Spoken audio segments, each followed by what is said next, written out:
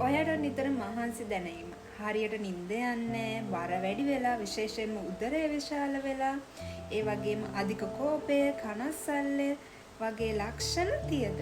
එහෙනම් ඔයාගේ stress hormone එක වැඩි වෙලා වෙන්න පුළුවන්.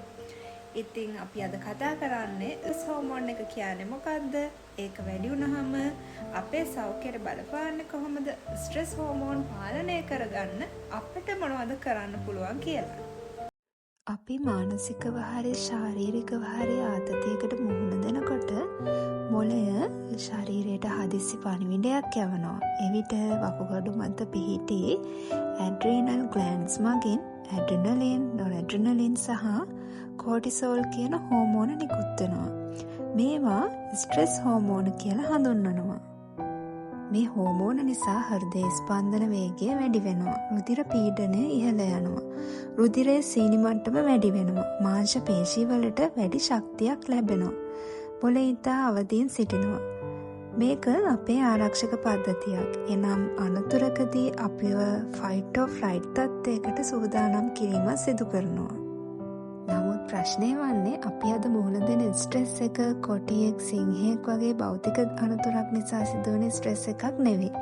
එය රැකියා ස්ථානයේ පීඩනය, ආර්ථික ගැටලු, පවුල් ප්‍රශ්න, සමාජ මාධ්‍ය පීඩනය සහ නින්ද අඩුවීම වැනි දේවල් නිසා ඇතිවන ආතතියයි. මුලින්ම අපිව ස්ට්‍රෙස් හෝමෝන ආරක්ෂා කරනවා. නමුත් දවසින් දවස, මාසෙන් මාසෙට ස්ට්‍රෙස් එක දිගටම තිබුණොත් මේ හෝමෝන අපේ සෞඛ්‍යයට හෙමින් හානි කරන්න පටන් ගන්නවා. ස්ට්‍රෙස් හෝමෝන්ස් දිගු කාලයක් ඉහළ මට්ටමක පැවතීමෙන් ඇතිවෙන්න පුළුවන් සෞඛ්‍ය ගැටලු ගැන කතා කරොත්, නිින්ද නොයාම, කාංසාව සහ කෝපය වැඩිවීම, බර වැඩිවීම, විශේෂයෙන්ම බඩ වටා බර වැඩිවීම, අධික වෙහෙසක් දැනීම, මතක ශක්තිය හා අවධානය අඩුවීම, අධිරුධිර පීඩනය, ප්‍රතිශක්තිය අඩුවීම රාශියක් ඇති වෙනවා. ඉතින් මේ ස්ට්‍රෙස් හෝමෝන පාලනය කරගන්න නම් අපි දිනකට පැය 7-9ක් අතර ප්‍රමාණයක් සුවදායී නිින්දක් ලබා ගන්න ඕන. දිනපතා ව්‍යායාම කිරීම, භාවනා කිරීම සහ ගැඹුරු හුස්ම ගැනීමේ අභ්‍යාසවල නිරත වීම, අධික කැෆේන් සහ සීනි භාවිතය සීමා කරන්න ඕන, පෝෂ්‍යදායී ආහාර වේලක් ගැනීම, විවේකයෙන් සිටීම සහ ඔයා කැමති දේවල් සඳහා කාලය වෙන් කරන්න.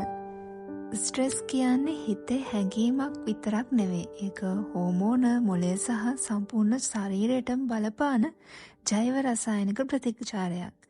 ඒ නිසා ඔයාගේ ශරීරය නිතරම ඉමර්ජන්සි මූඩ් එකෙන් තියන්න එපා. ඔයාගේ මනසට විවේකයක් ලබා දෙන්න.